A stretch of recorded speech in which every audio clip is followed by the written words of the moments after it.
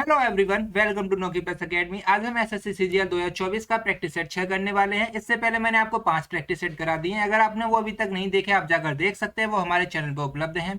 हमारी क्लास उन सभी बच्चों के लिए जिसने थ्योरी पढ़ी है या फिर थ्योरी नहीं पढ़ी है। जिसने थ्योरी पढ़ी है उसको यहाँ पे काफी अच्छा खासा रिवीजन हो जाएगा, और जिसने थ्योरी नहीं पढ़ी है उसको यहाँ पे काफी कुछ सीखने को मिलेगा, क्योंकि यहाँ पे हमने काफी अच्छा और अच्छा डिटेल सॉल्यूशन दिया जो कि आपके एग्जाम के पॉइंट ऑफ व्यू से काफी अधिक इंपॉर्टेंट है। और हाँ, अगर आपको हमारी क्लास अच्छी लगे तो प्लीज हमारे चैनल को सब्सक्राइब और लाइक जरूर कर दिया कीजिए। आइए स्टार्ट करते हैं। क्वेश्चन नंबर फर्स्ट, किस संवैधानिक संशोधन के तहत राज्य 6 से 14 वर्ष तक की आयु वाले सभी बच्चों को अनिवार्य शिक्षा प्रदान करेगा? तो किस संविधान संशोधन के तहत राज्य 6 से 14 वर्ष तक की आयु वाले सभी बच्चों को अनिवार्य शिक्षा प्रदान करेगा? किस किस अमेंडमेंट के तहत? 42 में, 65 में, 73 में, 86 में? तो इसका सही जवाब हो जाएगा 86 में संविधान तहत के तहत राज्य 6 से 14 वर्ष तक की आयु वाले बच्चों को सभी अनिवार्य शिक्षा प्रदान करेगा। ठीक है, ये देखिए 86 में संविधान संशोधन 2002 में हुआ था, और इसी संविधान संशोधन से आर्टिकल 21 का जोड़ा गया था, और 21 के का में ही ये बातें रखी गई थी। और इसके अलावा 11वां मौलिक कर्तव्य को जोड़ा गया था 86 में संविधान संशोधन से, जो कि 2002 में हुआ था। अब हम देखते हैं 42वां संविधान संशोधन, 65वां, 73वां, इनको भी देख लेंगे, ये भी इंपॉर्टेंट है। देखिए 42वां संविधान संशोधन 1976 में 42वां संविधान संशोधन हुआ था। इसे सरदार स्वर्ण सिंह समिति की सिफारिश पर लाया गया था। इसके तहत 59 प्रावधान जोड़े गए थे, जिसकी वजह से इसे मिनी संविधान कहते हैं। देखिए ये इंपॉर्टेंट बात हो जाती है, एग्जाम में आया हुआ कि ये मिनी संविधान किसे कहते हैं, तो 42वें संविधान संशोधन को मिनी संविधान कहते हैं। ठीक है, देखिए इसी संविधान संशोधन से प्रस्तावना में 3 नए शब्द जोड़े गए थे। कौन कौन से थे इसे देख लेते हैं। समाजवादी, पंथनिरपेक्ष और एकता और अखंडता, इनको जोड़ा गया था। ठीक है, इसी के अलावा 42वें संविधान संशोधन से हमारे संविधान में मौलिक कर्तव्य जोड़े गए थे। कितने? 10 मौलिक कर्तव्यों को जोड़ा गया था। और इन मौलिक कर्तव्यों को कहां से लिया गया था? रूस के संविधान से लिया गया था। और इन्हें आर्टिकल, कौन से आर्टिकल में रखा गया? और इनको आर्टिकल 51 के क में रखा गया। कौन से भाग में रखा गया? भाग 4 में रखा गया। ठीक है, सारी बातें आप इंपॉर्टेंट है, आपको पता होनी चाहिए। हम देख लेते हैं 65वां संविधान संशोधन 1990 में हुआ था। अब इसमें इसके माध्यम से एसटी आयोग का गठन हुआ था। किसका आयोग का गठन हुआ था? एसटी आयोग का। और 89 में संविधान संशोधन 2003 में हुआ था, और इससे एसटी आयोग का गठन हुआ था। इसके बाद आता है 73वां संविधान संशोधन, बहुत ज्यादा इंपॉर्टेंट है। 1992 में 73वां संविधान संशोधन हुआ था, लेकिन ये 24 अप्रैल 1993 से लागू हुआ था। कब से लागू हुआ था? 1993 से लागू हुआ था। इंपॉर्टेंट हो जाता है। इस संविधान संशोधन से एक नई अनुसूची जोड़ी गई थी, 11वीं अनुसूची, जिसमें पंचायती राज व्यवस्था को रखा गया था। ठीक है, याद रखेंगे, इंपॉर्टेंट है। आगे चलते हैं नेक्स्ट क्वेश्चन की तरफ। देखिए नेक्स्ट क्वेश्चन है हमारे पास, नीली क्रांति किससे संबंधित है? तिलहन उत्पादन से, मत्स्य उत्पादन से, अंडा से, या फिर दूध उत्पादन से? देखिए नीली क्रांति किससे संबंधित है? नीली क्रांति मत्स्य उत्पादन से संबंधित है। इसका सही जवाब हो जाएगा ऑप्शन बी, मत्स्य उत्पादन। अब तिलहन, अंडा और दूध से कौन कौन सी क्रांति संबंधित है, इसे देख लेते हैं। देखिए पीली क्रांति जो है वो तिलहन उत्पादन से संबंधित है। पीली क्रांति किससे संबंधित है? तिलहन उत्पादन से संबंधित है। अच्छा, तो सफेद क्रांति किससे संबंधित है? दूध उत्पादन से। तो फिर अंडा उत्पादन से कौन सी क्रांति संबंधित है? रजत क्रांति अंडा उत्पादन से संबंधित है। अब आती है गोल क्रांति की, ये आलू उत्पादन से संबंधित है। गुलाबी क्रांति ये झींगा या प्याज से संबंधित है। लाल क्रांति मांस से संबंधित है। ठीक है, इसके अलावा एक आती है भूरी क्रांति, जो कि उर्वरक से संबंधित है। ठीक है, याद रखेंगे। आगे चलते हैं नेक्स्ट क्वेश्चन की तरफ। नेक्स्ट क्वेश्चन है, हर साल मनाए जाने वाले गुरु केलुचरण महापात्र पुरस्कार उत्सव का नाम निम्नलिखित में से किस नृत्य शैली के प्रसिद्ध शास्त्रीय नर्तक के नाम पर रखा गया है?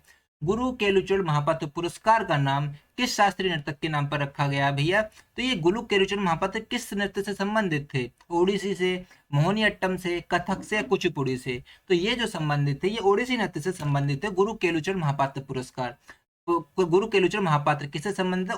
ओडिसी नृत्य से संबंधित थे। और इन्हीं के नाम पर पुरस्कार का उत्सव मनाना स्टार्ट किया गया। जब ये किसने स्टार्ट किया था? ये किया था इनके पुत्र ने। इनके पुत्र का नाम क्या था? श्री रतिकांत महापात्र ने 1995 में इस पुरस्कार की शुरुआत की थी। ठीक है, ये एक शास्त्रीय नृत्य है। कैसा नृत्य है ये एक शास्त्रीय नृत्य है।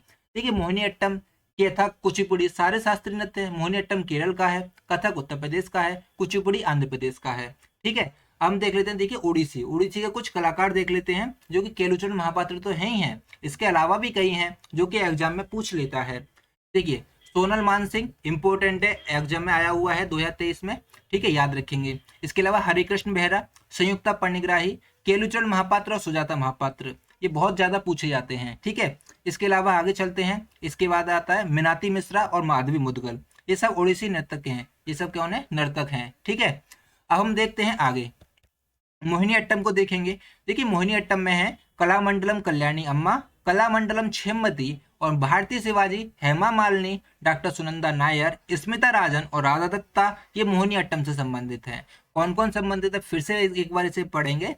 कलामंडलम कल्याणी अम्मा, कलामंडलम छेम्मती, भारतीय शिवाजी, हेमा मालिनी, डॉक्टर सुनंदा नायर, स्मिता राजन और राधा दत्ता।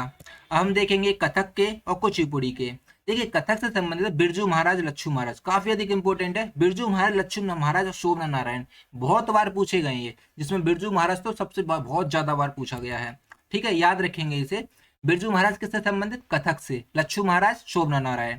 इसके अलावा आता है नलिनी अस्थाना, कमलिनी अस्थाना, कुमकुमधर और उमा शर्मा, ये कथक से संबंधित हैं, ठीक है, याद रखेंगे। अब देख लेते हैं कुचिपुड़ी कुचिपुड़ी को देख लेंगे। कुचिपुड़ी के अपर्णा सतीशन, राधा रेड्डी, पद्मा रेड्डी, यामिनी कृष्णमूर्ति, स्वप्न सुंदरी, शोभा नायडू, ये कुचिपुड़ी से संबंधित हैं। कौन कौन, अपर्णा सतीशन, राधा रेड्डी, पद्मा रेड्डी, यामिनी कृष्णमूर्ति, स्वप्न सुंदरी, शोभा नायडू, ये कुचिपुड़ी से संबंधित है, काफी अधिक इंपॉर्टेंट है, इन यहाँ से क्वेश्चन एग्जाम में आते हैं। नेक्स्ट क्वेश्चन की तरफ चलते हैं। नेक्स्ट क्वेश्चन है पादप कोशिकाओं का सबसे बाहरी आवरण क्या कहलाता है। गोल्जी उपकरण, अंतःद्रव्य जाल का, कोशिका भित्ति या माइटोकॉन्ड्रिया। देखिए पादप कोशिकाओं का सबसे बाहरी आवरण जो कहलाता है वो कोशिका भित्ति कहलाता है। इसका सही जवाब हो जाएगा ऑप्शन सी, कोशिका भित्ति। देखिए कोशिका भित्ति किसकी बनी होती है, सेलुलोज की कोशिका भित्ति बनी होती है, ठीक है। और ये कोशिका भित्ति जो होती है केवल पादप कोशिकाओं में ही पाई जाती है, जंतु कोशिकाओं में कोशिका भित्ति नहीं पाई जाती है, ठीक है, याद रखेंगे। अब हम बात आती है गोल्जी उपकरण की, अंतर्द्रव्य जालिका की, माइटोकॉन्ड्रिया की, इनको भी देख लेते हैं जो कि एग्जाम के पॉइंट ऑफ व्यू से काफी इंपॉर्टेंट हो जाएंगे। देखिए गोल्जी बॉडी की खोज किसने की थी, कैमिलो गोल्जी ने की थी। किसने, कैमिलो गोल्जी ने। ये गोल्जी बॉडी क्या करती है, गोल्जी उपकरण बोलो, गोल्जी बॉडी बोलो, बात एक ही है, ठीक है। ये पदार्थों का परिवहन करता है, ठीक है, यानी कि हम कह सकते हैं ये यातायात का कार्य करता है। गोल्जी बॉडी किसका कार्य करता है, यातायात का, ठीक है, याद रखेंगे। अब ये है हमारे पास एंडोप्लाज्मिक रेटिकुलम, अंतर्द्रव्य जालिका, ठीक है। ये अंतर्द्रव्य जालिका का काम क्या होता है, ये कोशिका के अंदर आंतरिक सहायता देता है, यानी कि हम इसे क्या कहते हैं, इसे आंतरिक कंकाल कह सकते हैं कोशिका का, इसे को कोशिका का आंतरिक कंकाल कह देते हैं, ठीक है। और ये दो प्रकार का होता है एंडोप्लाज्मिक रेटिकुलम, एक तो होता है चिकना और एक होता है खुरदरा। जो चिकना होता है ये कार्बोहाइड्रेट और वसा का निर्माण करता है, चिकना वाला। और रफ ईआर जो होता है इस पर राइबोसोम होता है, क्या होता है इस पर, राइबोसोम। राइबोसोम का काम क्या होता है, ये प्रोटीन का निर्माण करता है, राइबोसोम किसका निर्माण करता है, प्रोटीन का निर्माण राइबोसोम करता है, जिसकी वजह से राइबोसोम को प्रोटीन की फैक्ट्री कहते हैं, ठीक है, याद रखेंगे। राइबोसोम को प्रोटीन की फैक्ट्री कहते हैं, आपको ये याद रखना इंपॉर्टेंट है, ठीक है।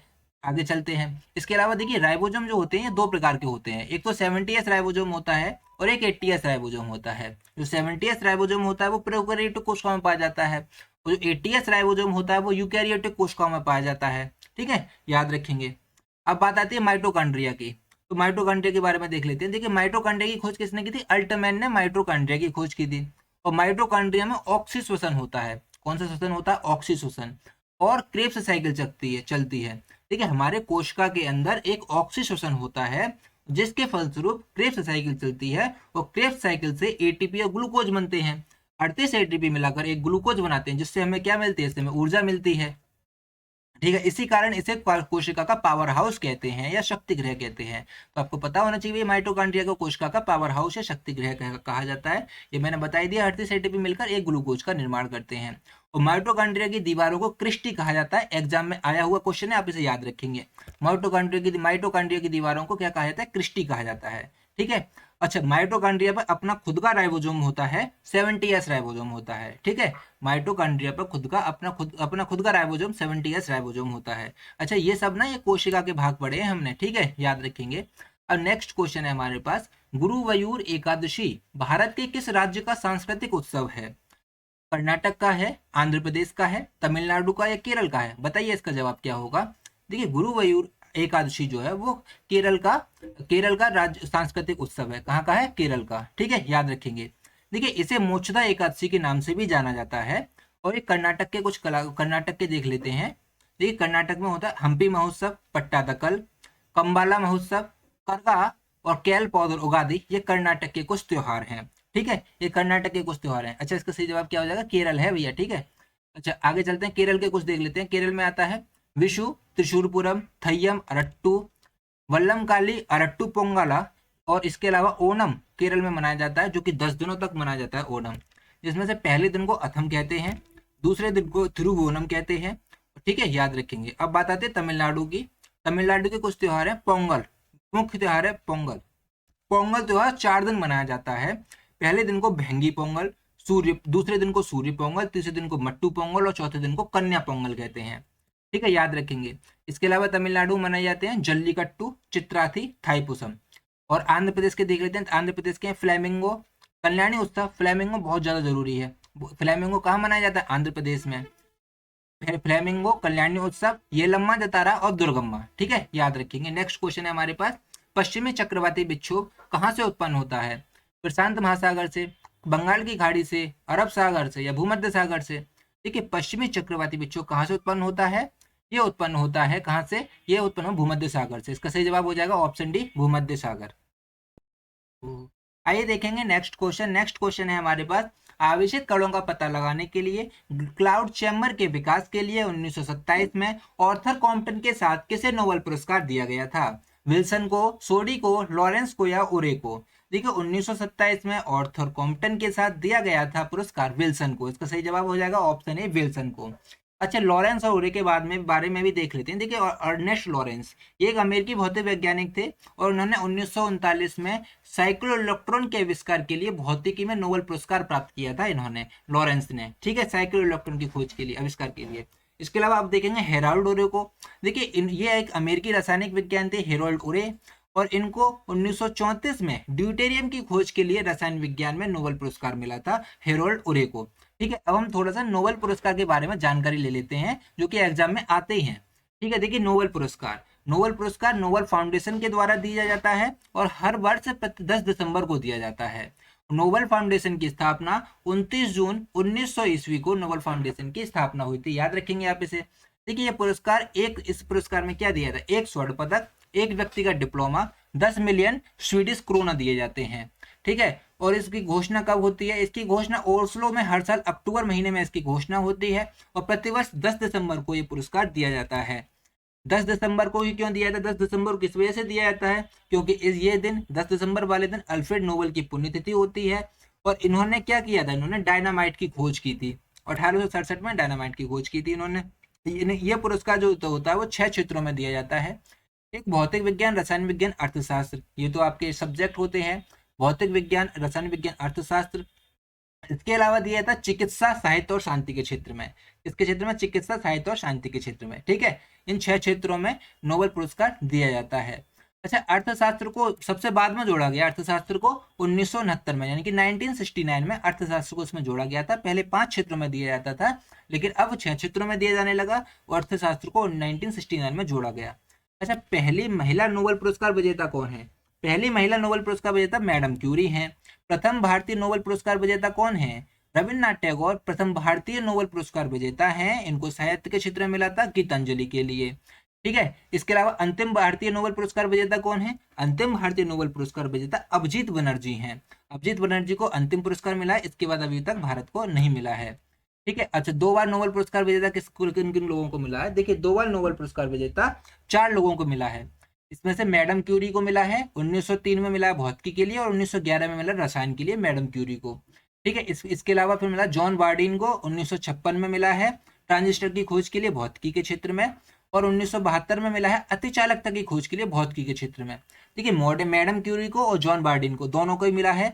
इसके अलावा मिला है लिनस पॉलिंग को 1954 ईस्वी में नाभिकीय परीक्षण की खोज के लिए रसायन विज्ञान के क्षेत्र में, और 1962 में शांति के क्षेत्र में दिया गया है इनको नोबेल पुरस्कार। इसके अलावा फ्रेडरिक सेंगर को 1958 और 1980 में रसायन विज्ञान के क्षेत्र में मिला है। इन 4 लोगों को 2 बार नोबेल पुरस्कार मिला है। ठीक है, याद रखेंगे। 1974 में यह घोषणा कर दी गई थी कि मरणोपरांत कोई भी नोबेल पुरस्कार नहीं दिया जाएगा। 1974 से पहले दिए जाते थे, अच्छा, 2 लोगों को मिले हैं अमृत व्यक्तियों को, कौन कौन को मिले इसे देख लेंगे। एरिक एक्सेल कार्लफेंट को 1931 में मिला है, ये मृत व्यक्ति थे।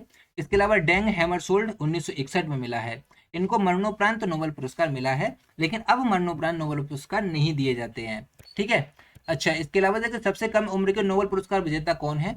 पुरुष में देखेंगे तो पुरुष में है ब्रैग विलियम लॉरेंस, भौतिकी के क्षेत्र में है। 1915 में इनको नोबेल पुरस्कार मिला, सबसे कम उम्र के नोबेल पुरस्कार विजेता है। अच्छा, सबसे कम उम्र की नोबेल पुरस्कार विजेता महिला कौन है। मलाला यूसुफजई हैं, जो कि इनको 2014 में शांति के क्षेत्र में मिला है, ठीक है, याद रखेंगे। अच्छा, अब हम 2023 के कुछ पुरस्कार, 2023 के नोबेल पुरस्कार विजेता देख लेते हैं, क्योंकि नोबेल पुरस्कार से रिलेटेड क्वेश्चन एग्जाम में आता है और ये आपको पता होना चाहिए कि किसने क्या किसको किसको नोबेल पुरस्कार मिला है, ठीक है। देखिए, अर्थशास्त्र के क्षेत्र में क्लाउडिया गोल्डिन को मिला है, ठीक है। साहित्य के क्षेत्र में जॉन फासी को मिला है।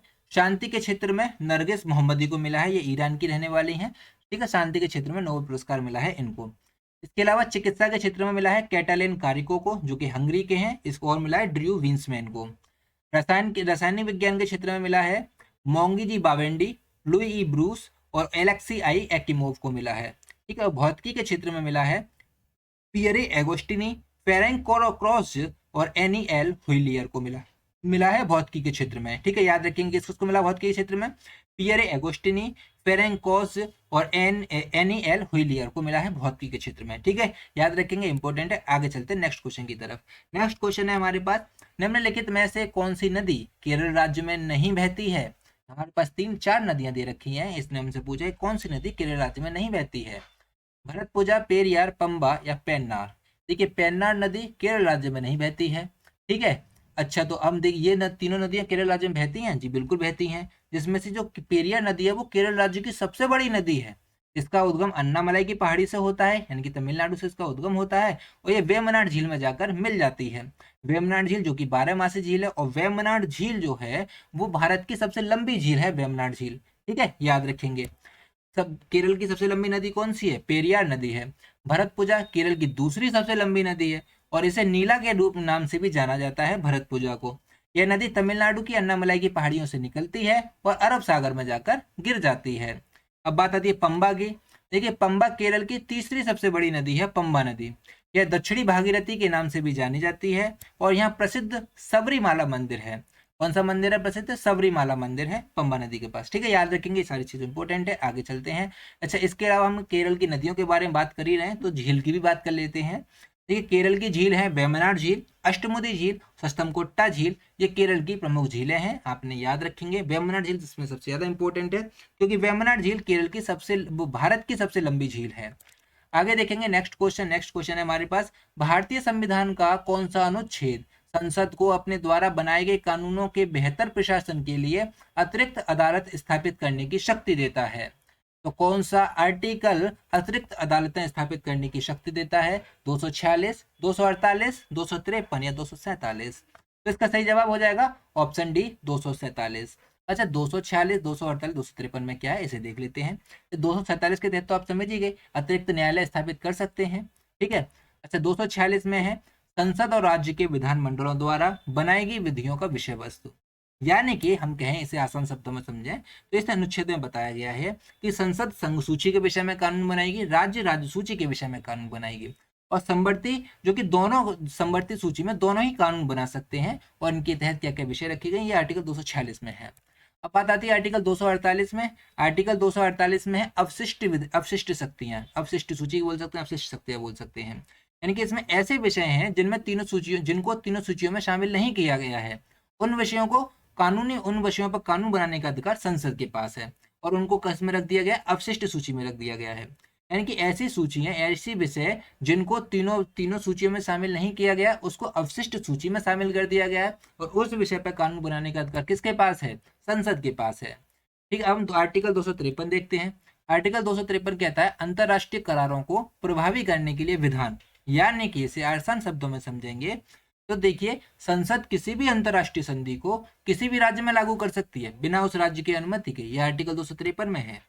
अब देखते हैं नेक्स्ट क्वेश्चन है हमारे पास, भारत में जनगणना पहली बार 1872 में किसके अधीन शुरू की गई थी, डफरिन के, कैनिंग के, लॉर्ड कॉर्नवालिस के, या फिर लॉर्ड मेयो के।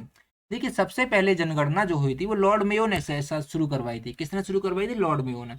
लेकिन ये एक अनौपचारिक जनगणना थी और इसको ये पूरी नहीं करा पाए थे क्योंकि इनकी अंडमान निकोबार में इनकी हत्या कर दी गई थी। लॉर्ड मेयो के बारे में देख लेते हैं। देखिए लॉर्ड मेयो ने शासन किया था भारत पर 1869 से लेकर 1872 तक। और ये इन्होंने 1872 में भारत की पहली जनगणना करवाई थी जो कि अनौपचारिक थी। पूरी तरह से जनगणना किसने करवाई थी? लॉर्ड रिपन ने 1881 में औपचारिक जनगणना करवाई थी, लॉर्ड रिपन ने। ठीक है, याद रखेंगे। इसके अलावा लॉर्ड मेयो ने सांख्यिकी सर्वेक्षण विभाग का गठन किया था और पोर्ट ब्लेयर में इसकी हत्या कर दी गई थी। ठीक है, याद रखेंगे। आगे चलते हैं। अब देख लेते हैं थोड़ा लॉर्ड कॉर्नवालिस के बारे में। लॉर्ड कॉर्नवालिस का शासनकाल रहा था 1786 से लेकर 1793 तक। फिर उनको 1805 में फिर से बुला लिया गया था भारत में। ठीक है, देखिए इनके शासनकाल में तृतीय आंग्ल मैसूर युद्ध हुआ 1790 से लेकर 1792 तक। श्रीरंगपट्टनम की संधि हुई थी 1792 में। और न्यायिक विभाग को राजस्व विभाग से अलग कर दिया गया और शक्ति का पृथक्करण का सिद्धांत लागू किया था लॉर्ड कॉर्नवालिस ने। ठीक है, इसके अलावा बंगाल प्रांत में स्थायी बंदोबस्त 1793 में लागू किया था उन्होंने। लॉर्ड कॉर्नवालिस ने स्थायी बंदोबस्त शुरू किया था कहां पर? बंगाल प्रांत में 1793 में। और भारत में नागरिक सेवा के जनक कहे जाते हैं लॉर्ड कॉर्नवालिस। इसके अलावा पुलिस व्यवस्था का भी जनक लॉर्ड कॉर्नवालिस को ही कहा जाता है। ठीक है, याद रखेंगे। एकमात्र गवर्नर जनरल हैं ये जो कि जिनकी समाधि भारत के गाजीपुर में स्थित है। लॉर्ड कॉर्नवालिस की समाधि कहाँ पर है? भारत के गाजीपुर में स्थित है। आगे चलेंगे। अब हम देखते हैं लॉर्ड डफरिन के बारे में। 1884 से लेकर 1888 तक लॉर्ड डफरिन ने शासन किया था। और आपको पता है लॉर्ड डफरिन के शासनकाल में 1885 ईस्वी में क्या हुआ था? भारतीय राष्ट्रीय कांग्रेस की स्थापना हुई थी। अब देख लेते हैं लॉर्ड डफरिन। लॉर्ड डफरिन के समय पर तृतीय आंग्ल बर्मा युद्ध हुआ। बर्मा को अंतिम रूप से भारत में विलय कर लिया गया था, बर्मा का। और भारतीय राष्ट्रीय कांग्रेस की स्थापना 28 दिसंबर 1885 ईस्वी को लॉर्ड डफरिन के शासनकाल में हुई थी। आप इसे याद रखेंगे। इसके अलावा नागरिक सेवा के विकास के लिए एचिसन आयोग भारत आया था लॉर्ड डफरिन के शासनकाल में।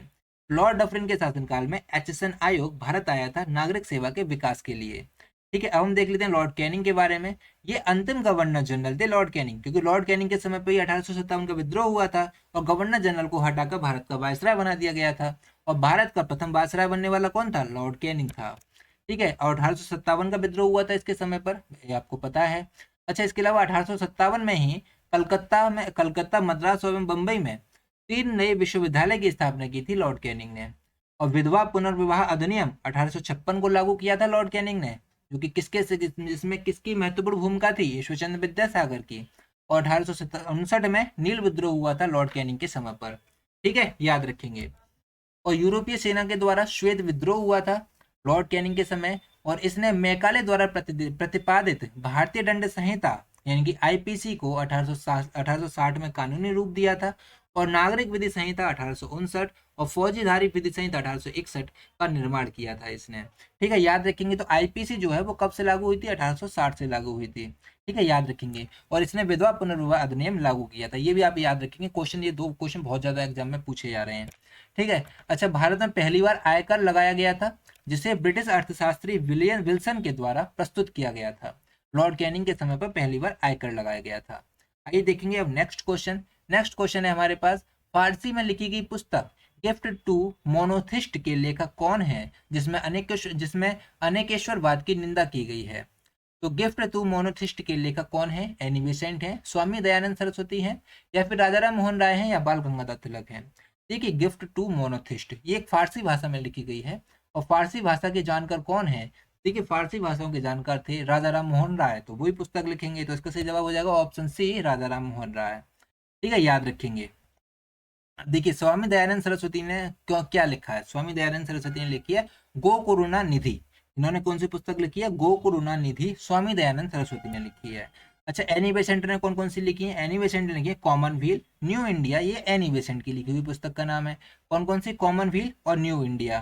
ठीक है, और ये बाल गंगाधर तिलक ने लिखी है गीता रहस्य, architect of home of the Vedas. ये किसने लिखी है? बाल गंगाधर तिलक ने। ठीक है, याद रखेंगे। बाल गंगाधर तिलक ने क्या लिखा है? गीता रहस्य, architect home of the Vedas. Annie Besant ने लिखी है कॉमनवेल्थ और न्यू इंडिया। और स्वामी दयानंद सरस्वती ने लिखी है गो करुणा निधि। ठीक है, याद रखेंगे।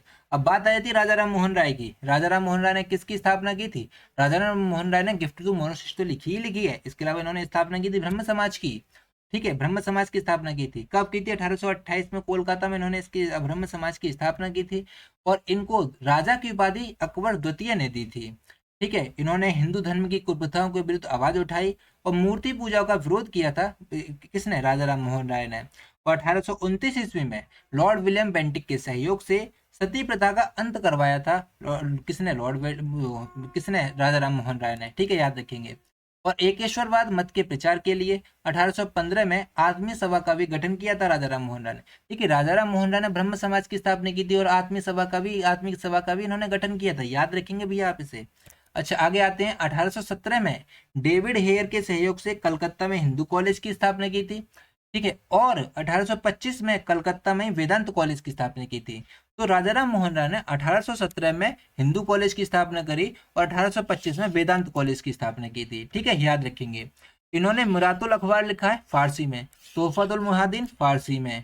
ठीक है, इसके अलावा संवाद कौमुदी बांग्ला भाषा में इन्होंने प्रकाशित किया है। ये काफी अधिक इंपॉर्टेंट है, एग्जाम में काफी अधिक पूछे जाते हैं। आगे देखेंगे नेक्स्ट क्वेश्चन। मगध महाजनपद किन नदियों से घिरा हुआ था?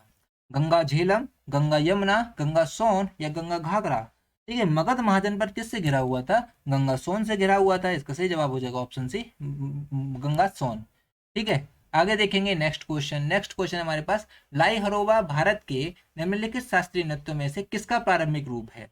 तो लाई हरोबा किसका प्रारंभिक रूप है? मणिपुरी का, मोहिनीअट्टम का, सत्रिया का या कथकली का?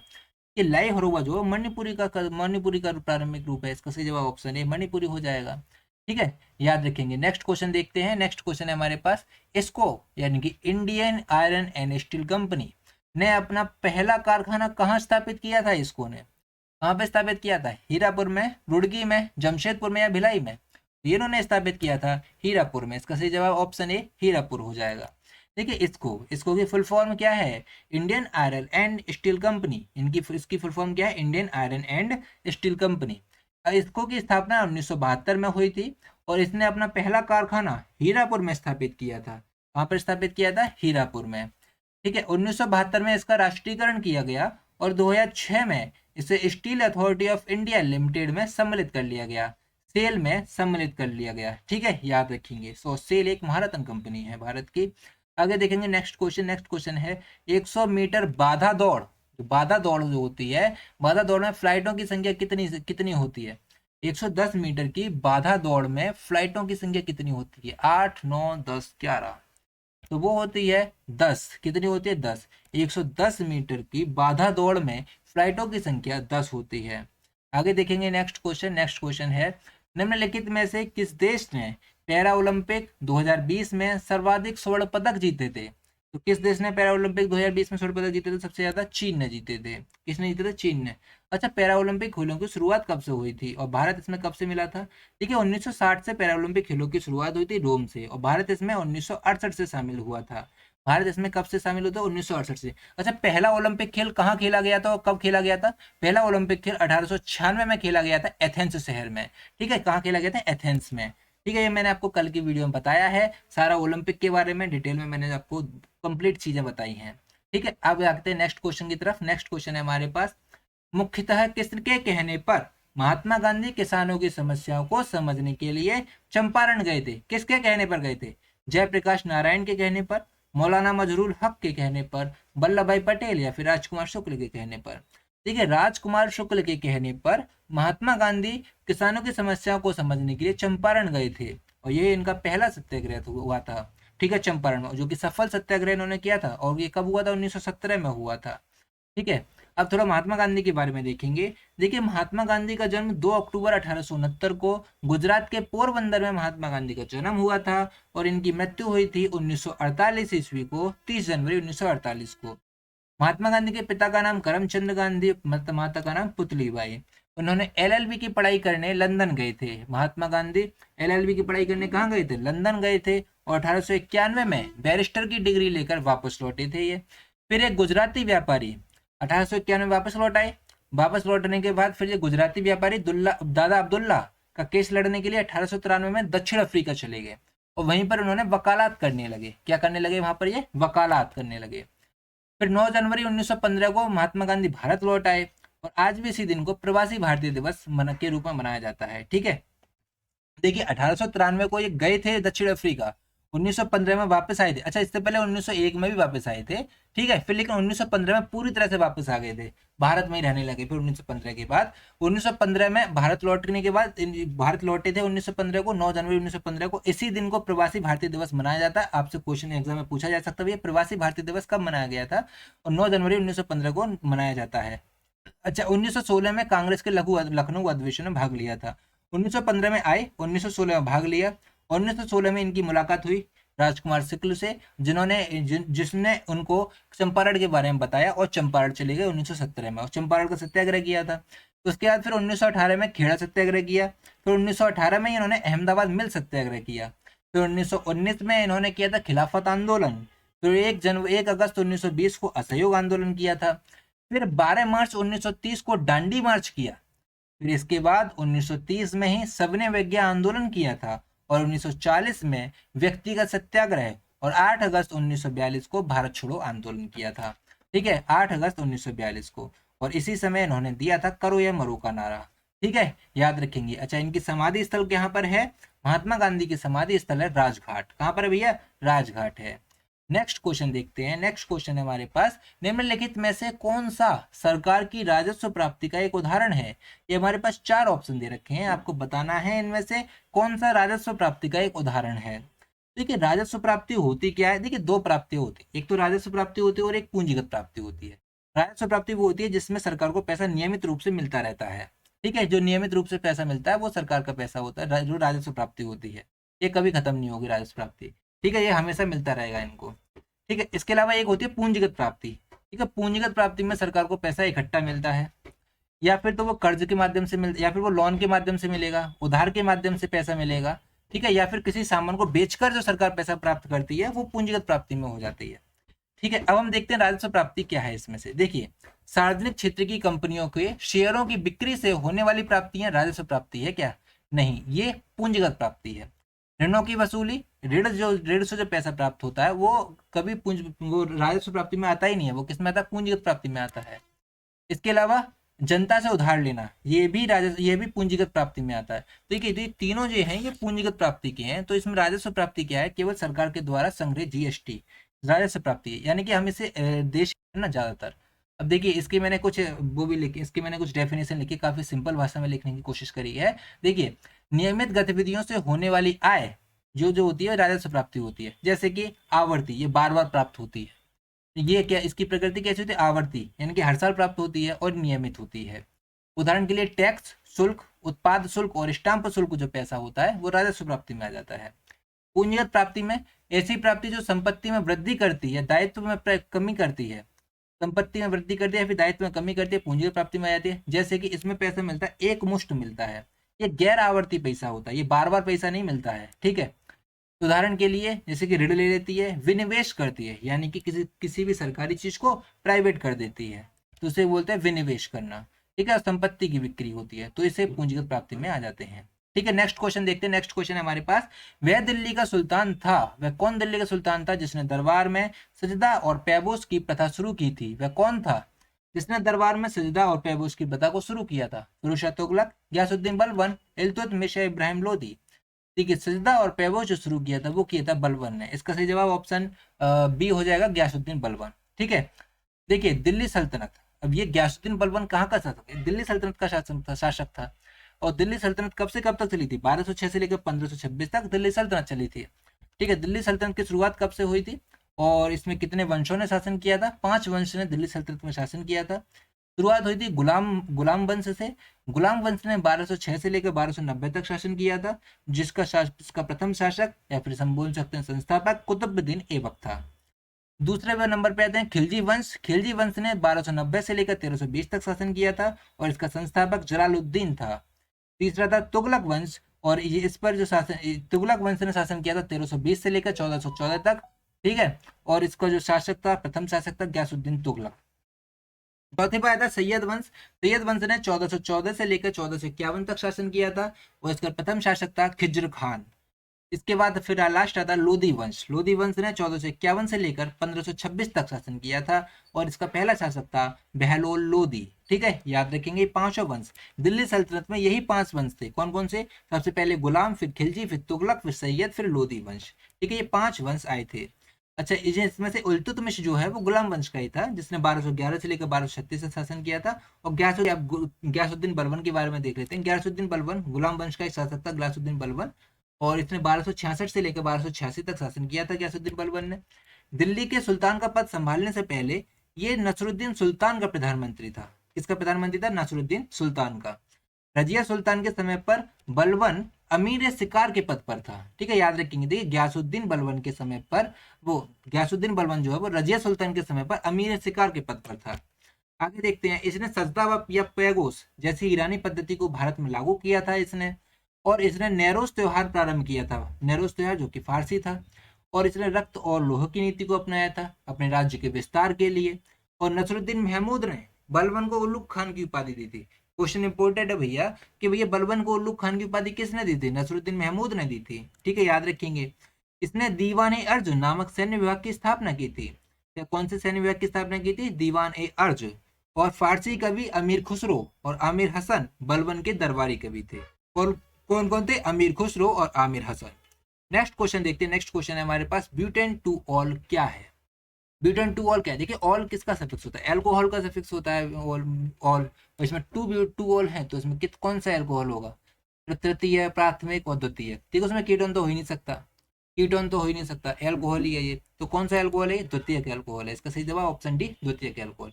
नेक्स्ट क्वेश्चन है और आज का लास्ट क्वेश्चन है ये। अगर आपको हमारी वीडियो अच्छी लगे, कंटेंट अच्छा लगा हो तो प्लीज हमारे चैनल को सब्सक्राइब जरूर कर देना और लाइक कर देना।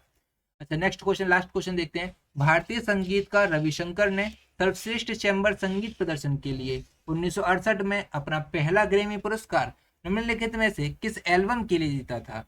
Waste meets east, the concert for Bangladesh, sound of India, या फिर फुल सर्कल कार्नेगी हॉल।